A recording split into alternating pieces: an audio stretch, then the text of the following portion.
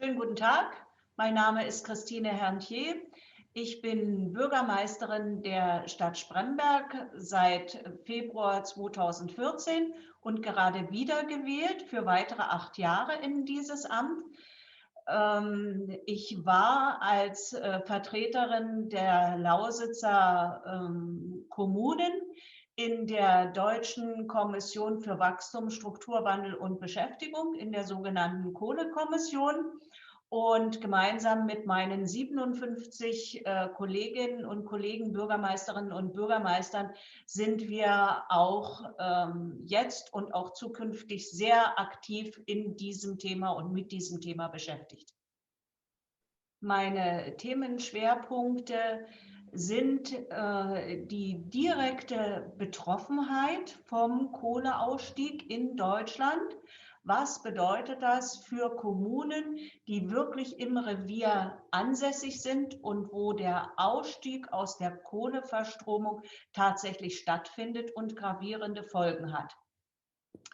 Ein weiterer Schwerpunkt wird sein, mit welchen gesellschaftlichen Herausforderungen haben wir ohnehin zu kämpfen im Revier hier und wie wirken sich aktuelle politische Entscheidungen oder Richtungswechsel auf die politische Landschaft in den Kommunen aus und was bedeutet das für die Arbeit der Mandatsträger und der ehrenamtlich tätigen Abgeordneten in unseren kommunalen Parlamenten. Und ein weiterer Schwerpunkt schon die ganze Zeit lang ist, wie stellt sich die Stadt Spremberg und wie stellt sich die ganze Region auf? Was sind die Zukunftsfelder? Wie sehen wir die Lausitz nach dem Kohleausstieg? Spremberg ist eine brandenburgische Kleinstadt mit knapp 23.000 Einwohnern. Wir befinden uns unweit der Grenze zu Polen. Wir haben also eine Randlage.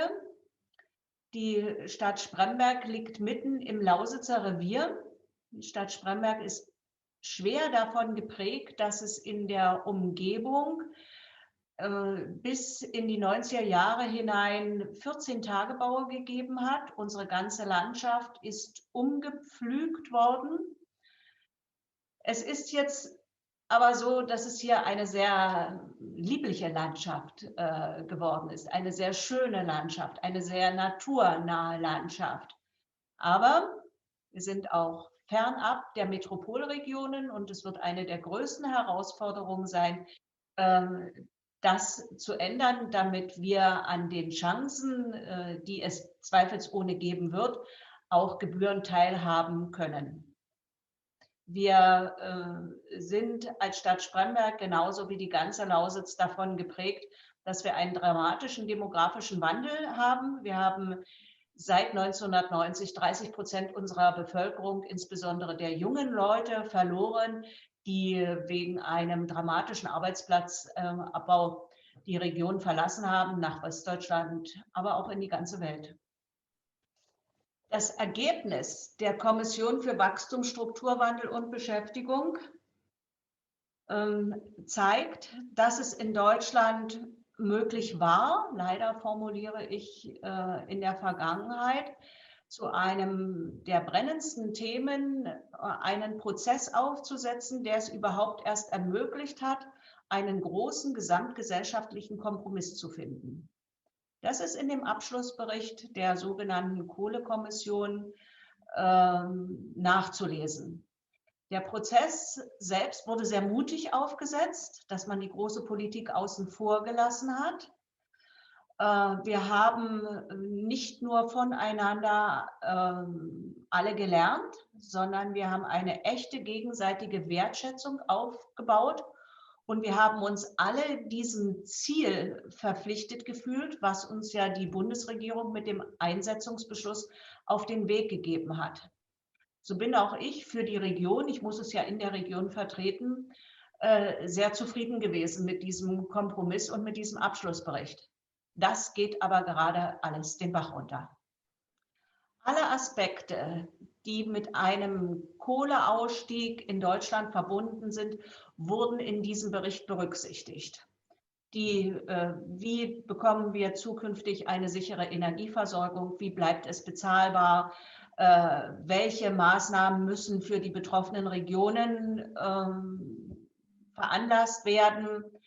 Was ist nötig in Richtung Stärkung der Wirtschaft?